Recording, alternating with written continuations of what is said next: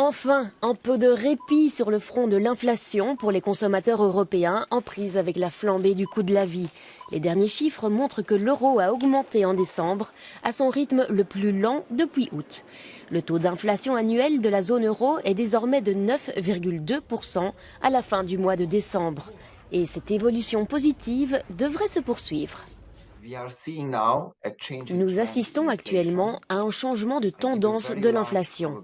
J'estime qu'il y a une très forte probabilité que l'inflation continue de baisser jusqu'en 2023. Les principales raisons en sont les suivantes. Premièrement, les prix de l'énergie sont en baisse, ce qui implique que les coûts pour les entreprises et les grands magasins diminuent et qu'il n'y a pas de pression de leur part pour augmenter les prix.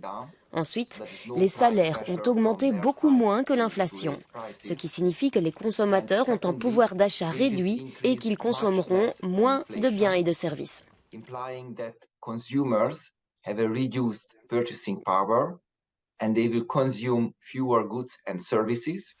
Depuis que la Russie a déclenché la guerre en Ukraine en février, les consommateurs européens sont confrontés à la flambée des coûts énergétiques. Et l'énergie reste l'un des principaux moteurs de l'inflation.